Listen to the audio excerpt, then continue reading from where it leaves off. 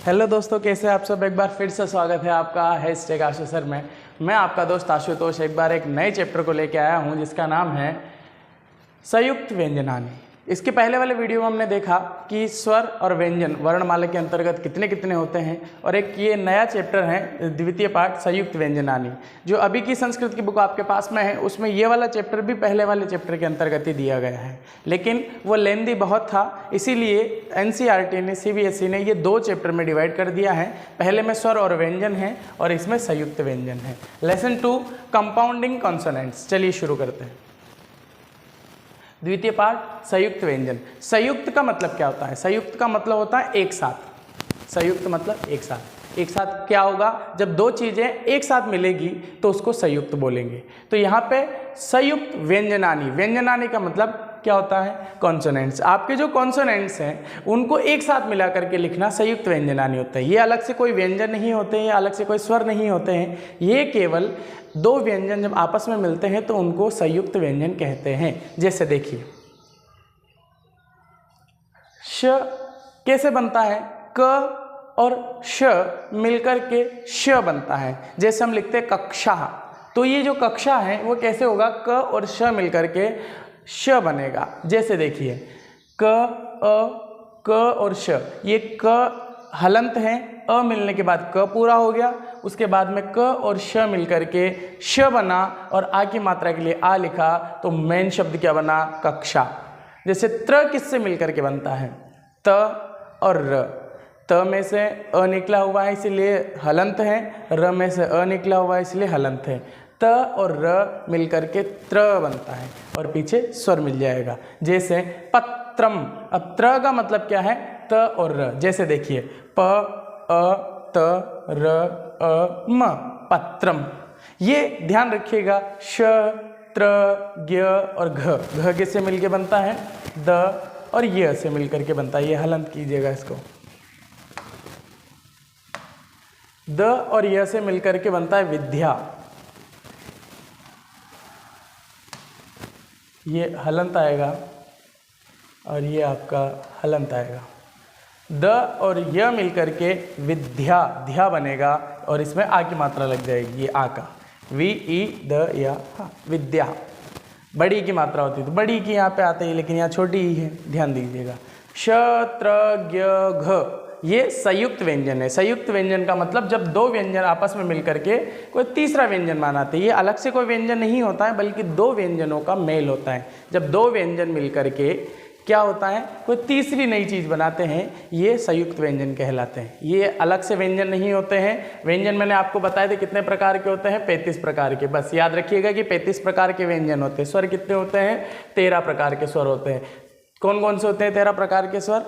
स्वरों के प्रकार कितने होते हैं? 2 प्रकार। कौन कौन से? ह्रस्व और दीर्घ। ह्रस्व कितने होते हैं?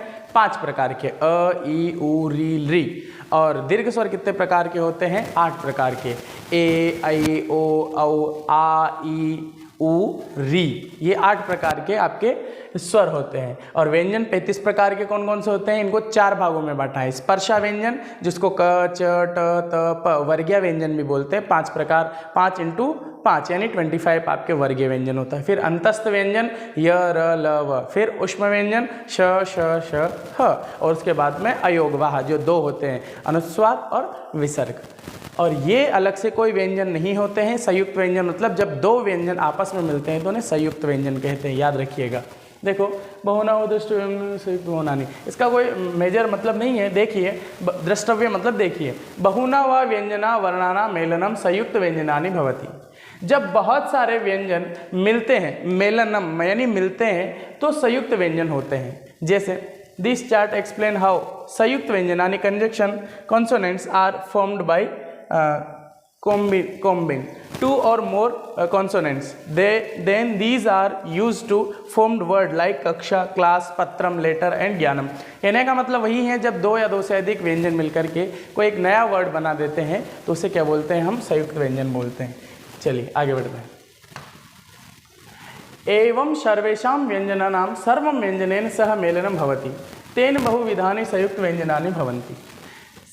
इसी प्रकार सभी व्यंजनों का अन्य व्यंजनों के साथ मेलन संभव है। इससे अनेक प्रकार के संयुक्त व्यंजन बनते हैं। जैसे देखिए, क और य मिलकर के बना क्य।